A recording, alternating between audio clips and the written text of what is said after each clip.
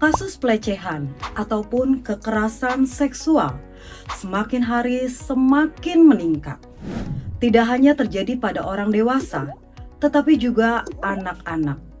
Oleh karena itu, pendidikan seks sejak dini bukanlah hal yang tabu, melainkan sangat perlu. Topik kita malam ini adalah sex education, perlu bukan tabu. Oke dok, kita mulai aja ya dok. Siap. Iya dok, tadi saya udah sampaikan nih DVT-nya dokter yang nonton, wow jutaan. Udah masih di bawah umur, udah bahkan rutin beraktivitas seksual. Ih dok, sebenarnya pendidikan seks ini kan tadi kita bilang harus diberikan sejak dini. Mulai usia berapa dok anak bisa mendapatkan pendidikan seks? Nah kemudian pertanyaan berikutnya ini nih tadi, selain orang tua anaknya banyak, cara memulainya dok susah banget dok. Gimana dok? Silakan. Oke. Mantap pertanyaannya, makasih ya Mbak. Jadi sebenarnya kita itu sering nggak sadar bahwa kita anggap anak kita itu baru mulai butuh pendidikan seks ketika sudah SD, SMP. Enggak, harusnya sedini mungkin. Sedini mungkin. Mulai kapan? Mulai anak ketika sedang banyak bertanya. Biasanya anak 4 tahun sudah banyak bertanya. Pengen tahu ini, pengen tahu itu. Itulah kita masukkan. Mulai kita masukkan pertanyaan-pertanyaan itu, kita jawab dengan jawaban-jawaban yang cerdas. Tentunya minimal dengan mengenali anggota tubuhnya dulu. Bahwa dia sebagai seorang laki-laki yang memiliki tubuh berbeda dengan perempuan. Nah, apa aja sih hal-hal yang harus dilindungi dari tubuhnya? Apa aja sih tubuh bagian mana yang orang tidak boleh melihat? Yang hanya boleh melihat adalah di usia segini mamanya dan papanya. Organ-organ apa aja sih yang nggak boleh disentuh sama orang lain? Misalnya bagian mulut nggak boleh dipegang orang lain, bagian dada, baju, dalam baju itu ada rahasia sampai ke bawah ke area kelamin tentunya, yang dimana anak ini harus mengetahui dari kecil, dari umur 4 tahun itu, bahwa laki-laki sama perempuan itu berbeda deh. Jadi walaupun kamu masih kecil, kamu nggak boleh buka-buka baju anak perempuan. Sama seperti halnya, jangan sampai ada anak-anak atau orang dewasa yang membuka tubuhmu. Jadi dari hal-hal yang sangat ringan ya, karena kita tidak mungkin memberikan edukasi yang luas atau yang lebih dalam pada anak seusia itu. Jadi sebetulnya itu bisa dipraktekkan sama orang tua, dan orang tua juga bisa mulai melatih anaknya. Melatih dengan cara apa? Melatih dengan cara ya coba diberikan sentuhan-sentuhan atau diberikan latihan-latihan lewat orang lain, yang mungkin orang lainnya adalah keluarganya, yang dicoba untuk seolah-olah mau membuka baju anak ini, dia mau atau enggak. Nah ya kan, itu bisa dilatih itu dari rumah sebenarnya. Dari umur berapa? 3-4 tahun. Dengan mengajari anaknya untuk tidak mau disentuh ke area-area yang vital, itu sudah baik. Kedua, waktu lagi mandi, kesempatan tuh orang tua untuk ngajarin anaknya. Nah, Dek, ini kamu sekarang mau mandiin ya. Yang boleh mandiin hanya mama sama papa. Jangan ada orang lain yang melakukan ini sama. Nah, itu kesempatan sebetulnya ya, untuk mengenali hal-hal yang kecil di umur yang 4 tahun itu. Karena di saat itu sebetulnya saat paling efektif, karena memori anak lagi terbentuk dan lagi kuat-kuatnya. Anak kecil memorinya itu jangka panjang, memorinya lebih kuat daripada orang dewasa. Semakin dini dimasukin edukasi seks, semakin baik. Dia tidak akan pernah lupa kata-kata orang tuanya sampai dia usianya dewasa. Bahkan mungkin yang paling diingat adalah kata-kata orang tuanya yang diulang-ulang tiap hari. Harus tiap hari, dan memang harus ada me time antara dirinya dan orang tua. Orang tua harus punya me time dengan anak. Iya. Itu kalau ibu ya ibu, karena iya gitu Mbak. Iya, menarik dok. Tadi masalah dimandiin dok. Nah, hanya orang tua. Nah, kalau usia dimandiin, kalau anak perempuan tuh kira-kira sampai usia berapa dok bisa dimandiin sama ayahnya? Terus kalau kita terangin bahwa apakah setelah udah menstruasi atau gimana dok? Iya. Jadi memang idealnya pada saat sudah balik ya Mbak, karena rata-rata kan kalau perempuan kan kurang lebih 11-12 tahun ya sudah haid ya. Jadi di saat itulah sudah harus ada pendidikan. Pendidikannya bukan mulai umur 11-12 tahun, ya 3-4 tahun sebelumnya sudah diajarin. Adek saat ini masih bisa mandi sama papa, nanti mulai 1 tahun 2 tahun lagi udah nggak bisa ya. Kenapa udah nggak bisa? Karena jelas adek pun tubuhnya sudah berubah. Semakin dewasa hanya boleh mama yang lihat, tidak boleh orang laki lain. Papa pun sudah tidak boleh lihat lagi. Itu yang harus mulai diberikan. Tapi diberikannya bukan pada saat anaknya sudah haid, dari sebelum haid. Jadi dia sudah terlambat ya. Iya, dia sudah terlatih bahwa saya ini tidak akan selamanya dibandingkan sama papa saya. Papa saya tetap orang laki-laki, tetap orang lain. Hanya ibu saya yang boleh melihat saya. Itu penting banget dan sering terlupakan, Mbak. Sering terlupakan, dianggapnya nanti kalau sudah besar. Padahal sekali lagi, anak itu memorinya lebih kuat pada saat kecil. Semakin dini, semakin akan terpatri di pikirannya. Dan bahkan lebih hebat proteksinya daripada orang dewasa. Karena sugestinya pun lebih kuat anak kecil tuh.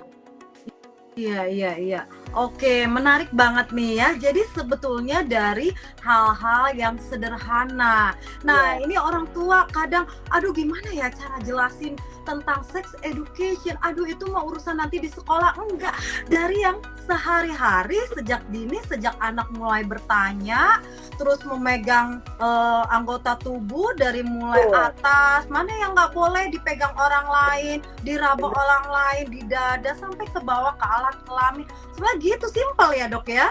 Ya benar. Saya sering sih edukasi biasanya ke teman-teman atau ke ibu-ibu untuk kita biasanya pakai jembatannya tangkis ya. Tangkis tuh T-nya tubuhmu adalah milikmu ya. Jadi biasanya kita menjelaskan sama orang tua untuk memberi edukasi sama anaknya. Anak itu harus diberikan bekal bahwa tubuh ini hanya punya kamu, nak. Tidak ada siapapun orang yang boleh lihat tubuhmu kecuali mama. Hanya mama. Karena mama lah yang pertama kali ada hidup bersama kamu sebelum kamu lahir. Apapun yang menjadi rahasiamu, mama harus tahu. Mama tidak akan pernah memberikan tekanan padamu karena mama yang paling sayang kamu. Itu harus diterapkan dari kecil ya. T-nya, A-nya ada rahasia di balik baju. A-nya ya. Di balik bajumu tuh ada rahasia besar, nak, yang cuma kamu yang boleh tahu, orang lain nggak boleh. Itu TA ya. N-nya nggak boleh ya nggak boleh. Kalau bagian-bagian mulut, dada, kelamin, pantat tidak boleh dipegang, siapapun orang yang datang untuk memberikan apapun tidak boleh dipegang. Nah, G-nya gelagat bahaya, waspada. Kalau ada orang asing yang datang, kamu harus lari, cari pertolongan. Kalau ada kantor polisi datang, kalau ada tempat ramai lari. Atau bilang sama mama, jangan ditutupi. Makanya kalau dipaksa lawan. Makanya anak tuh penting diajari bela diri dari kecil. Atau caranya menawan sesuatu yang mencekam kan. I-nya ingat, nggak semua rahasia baik. Kalau ada orang yang ngomong ini rahasia, jangan sampai kamu bilang mamamu. Nggak ada yang bisa dirahasiakan dari mama. Hanya mama orang yang paling bisa kamu percaya. Dari kecil dididik itu. Terakhir S, selalu cerita ke orang tua. Tangkis jadi apapun masalahnya cerita ke orang tua gitu. Jadi itu sih sederhana ya Mbak. Tangkis itu jembatan muda yang kita buat untuk menghindari kekerasan seksual pada anak. Tapi efektif banget ketika itu diajarkan mulai kecil. Jadi sebetulnya kenapa nih banyak banget kasus. Nah tadi yang S-nya tuh seringkali kita nggak ada keterbukaan ya dok ya, antara anak dengan orang tua. Tadi harus selalu cerita ya, selalu cerita. Jadi jangan sampai gapnya terlalu jauh, tiba-tiba udah kejadian terlambat ya dok ya. Jadi jangan bangun gap. Iya. Ih menarik banget. Nah dok, cara menjelaskan perbedaan antara alat kelamin pria dengan alat kelamin wanita. Kalau misalnya punya anak dua, satunya laki, satunya perempuan. Nah, kan bakalan kaget tuh dok kalau misalnya masih belum akil balik mandi, kok yang cowok ada penis gitu kan, yang ceweknya nggak ada. Nah, gimana dok cara menjelaskan? Cara menjelaskannya bisa mulai dengan menjelaskan fungsi alat kelamin, kegunaannya, cara menggunakannya, ya. Jadi fungsinya dulu dijelaskan. Adek sama abang ini beda ya. Kalau adek memang perempuan seperti ini, laki-laki memang seperti ini. Tapi kalau laki-laki sama perempuan, karena perbedaan itulah yang membuat laki-laki sama perempuan tidak boleh saling buka-bukaan, tidak boleh saling melihat masing-masing. Karena dari kelaminnya pun sudah beda. Tuhan ciptakan beda supaya apa? Supaya ada jarak, supaya ada pembatas. Itu hal-hal kecil. Bisa dijelaskan juga dengan salah satunya adalah cara kegunaannya. Reproduksinya abang, ini yang laki-laki adalah penis namanya. Jadi jangan pakai nama setan. Orang tua nggak boleh nama. Nggak boleh, harus terbuka. Penis ya penis, vagina ya vagina. Vagina, memang bolong vagina itu diciptakan sama Tuhan ya. Pipisnya jongkok. Kalau kakak bisa pipis berdiri, bisa. Tapi tetap yang bersih adalah jongkok. Untuk area harus dibersihkan, membersihkan itu lain. Area yang bolong membersihkannya harus lebih dalam. Area yang panjang di luar, kakak harus disunat nanti. Supaya apa disunat? Supaya tidak terjadi kotoran infeksi dari tempat penisnya. Makanya kakak dari sunat. Jadi cara-cara begitu tuh harus dari kecil. Jadi tidak boleh mengesampingkan hal-hal yang memang harus jujur. Jujur untuk mengungkapkan ini adalah penis itu vagina. Itu anatomi harus diterbuka dari awal. Oh, Gitu. oke. Jangan ada panggilan-panggilan khusus untuk penis, untuk vagina, nggak boleh kan, banyak orang tua yang seperti itu kan. Iya, iya, Nggak iya. boleh buka. Dari cara membersihkannya di kamar mandi itu bisa menjadi fungsinya beda, perempuan dan laki-laki karena fungsinya beda, karena bentuknya sudah beda, panjang dan bulat. Jelas itu yang membuat pada akhirnya perempuan dan laki-laki itu tidak boleh bersatu kecuali dalam ikatan cinta seperti mama dan papa. Nah, baru nanti mulai masuk kalau ada pertanyaan-pertanyaan berikutnya tentang hamil dan lain-lain dari buah cinta itu yang kita masukkan. Iya, iya, iya, iya. Oke. Kita kan selalu bertanya. Anak itu tidak akan berhenti bertanya. Anak kecil itu semakin kita jelaskan semakin banyak bertanya. Jadi kita lebih pintar punya jawaban dari jebakan-jebakan yang kita buat dari jawaban kita. Kita menjawab apa dia akan tanya dari jawaban kita itu. Iya, iya. Jadi emang tugas orang tua tuh berat dan harus siap dong, ya, harus siap. Oke, menarik banget nih. Kita udah tahu nih.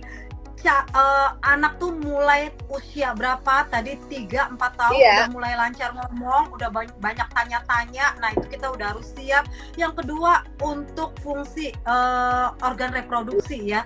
Jelas berbeda antara pria dengan wanita dan kita juga harus sebutnya itu sesuai. Nggak usah tuh dibikin-bikin segala macam kata-kata yang bukan ya. Kalau penis, vagina, titik. Oke, lanjut lagi dok. Nah, akhir-akhir ini dok, banyak juga ya terjadi perubahan dari yang memang dilahirkannya sebetulnya itu laki-laki, tapi pingin jadi perempuan. Dari yang lahirnya perempuan, pingin jadi laki-laki.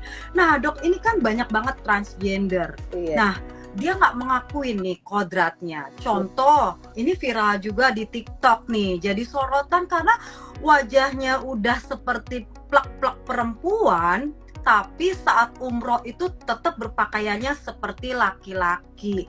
Nah, ini ada nggak dok kaitannya dengan pendidikan seks? Oke, terima kasih. Ada banget ya Mbak. Sebenarnya semua kan memang awalnya pendidikan ya. Pendidikan, karena seorang anak itu pada dasarnya kalau dari beberapa jurnal internasional dikatakan bahwa seorang anak itu punya kedekatan paling kuat sama ibunya, karena ternyata setelah diteliti di otak kecilnya itu ada kemiripan dengan anatomi otak ibu. Nah, jadi sebetulnya seorang anak itu paling bisa diberikan edukasi atau diberikan pemahaman sejak dini sama ibunya. Makanya madrasah terbaik untuk seorang anak adalah seorang ibu, ya. Karena bahkan sebelum anak itu lahir, ibu yang sudah hidup bersama anak itu selama lebih dari 9 bulan, ya. Jadi pendidikan seks sangat penting, karena kalau yang namanya transgender itu kan sebenarnya bukan, kalau saya sih nggak menyebutnya sebagai suatu kelainan atau gimana, saya sebutnya bahwa itu orientasi seksnya aja yang berbeda, ya kan? Perbedaan orientasi seks ya, karena itu kan sebenarnya pilihan hidup ya, hak asasi manusia. Kita nggak bisa menuduh atau mengambil kesimpulan bahwa ini orang transgender pasti salah, nggak bisa. Itu kan urusan Tuhan ya kan, kita nggak bisa terlalu dalam untuk urusan masalah transgendernya, tapi mungkin saya lebih ke seksnya, karena ketika seseorang memiliki masalah seksual atau orientasi seks yang berbeda dengan normalnya sebagai makhluk yang diciptakan Tuhan, laki-laki atau perempuan, artinya kan ada kegagalan atau kekosongan di situ. Kekosongannya terjadi di mana? Tentunya di pendidikannya yang tidak mendapatkan maksimal. Pendidikan maksudnya gini, mungkin dulunya pada waktu dia kecil dia memiliki trauma tersendiri. Atau mungkin waktu masih kecil dia tidak mendapatkan pendidikan edukasi seks yang maksimal dari ibunya. Atau mungkin dibiarkan, dianggap ya ini lucu-lucuan aja, anaknya laki-laki suka main boneka, biarin aja. Memang di situ fungsi orang tua berat, sangat berat. Makanya menciptakan keluarga yang harmonis sangat berat, karena yang diciptakan nanti adalah kehidupan anak ini di masa depan. Bukan cuma melahirkan, orang tua sama suami istri berpisah selesai, enggak. Tapi bagaimana tumbuh kembangnya anak ini ditentukan dari bagaimana ayah dan ibu menciptakannya sejak dalam rahim. Karena sejak dalam rahim anak itu punya memori. Kalau orang tua bertengkar, anak tuh tahu. Memori itu ada, dan itu bisa terjadi masalah-masalah gangguan autis dan lain-lain. Bahkan penelitian membuktikan orang tua yang bertengkar sewaktu masih hamil itu anaknya bisa autis di masa depan. Jelas itu, ya. Karena apa? Karena memori anak sudah diberikan sama Tuhan sejak dalam kandungan. Jadi apapun yang terjadi pada kehidupan si ibu, stresnya ibu, rasa nggak nyamannya ibu, tekanan hormon kortisol yang meningkat karena stres, itu dirasakan sama anaknya. anaknya kena, tumbuh kembang terganggu. Gitu ya. Jadi fungsi pendidikan sangat penting. Mungkin dia selama tumbuh kembang proses balitanya atau remajanya mungkin dianggap biasa sama orang tua, tidak dilakukan edukasi yang cukup baik, yaitu para orang tua harus tegas. Kalau melihat anak ada perbedaan ya harus tegas diluruskan, dan meluruskan nggak sekali ya, ribuan kali sampai anak itu bisa kembali ke jalan yang baik. Ke jalan yang baik sesuai kodratnya sebagai ciptaan Tuhan. Sebagai orang tua ini kan, orang tua itu kan berat bebannya, nggak cuma mikirin anaknya tapi juga mikirin diri sendiri, mikirin keluarga, mikirin banyak hal sebagai orang tua. Apalagi seorang ibu ya, luar biasa ya. Makanya ibu itu kan memang layak mendapatkan surga ya, karena segala apa yang terjadi pada kehidupan keluarga, ibu yang paling menanggung besar ya. Jadi sebenarnya kenapa kok harus konsisten ya, karena itu. Jadi orang tua ini harus konsisten. Konsisten itu artinya kalau enggak ya enggak, jangan hari ini enggak besok iya, ya kan? Jadi kalau sudah memang buat orang tua pendidikan seks itu penting, ya sudah, apapun yang terjadi ya orang tuanya harus fokus untuk melatih anak ini agar bisa mandiri, dan saat dilepas nanti dia udah tahu bahwa pendidikan dari kecilnya itu membuat dia terbentengi. Ya tentu pendidikan lengkap, pendidikan nggak cuma moral tapi agama juga pastinya, ya kan? Tapi juga ekstrakurikuler juga, jadi berjalan serempak ya. Tentunya kita harap emosional, spiritual, intelektual semuanya berjalan setara, ya. Nggak mudah. Nah, tapi ya orang tua perannya, kembali lagi orang tua itu nggak cuma ibu tapi ada ayah di situ. Anak akan kehilangan ayah kalau ayahnya tidak bisa melengkapi ibunya.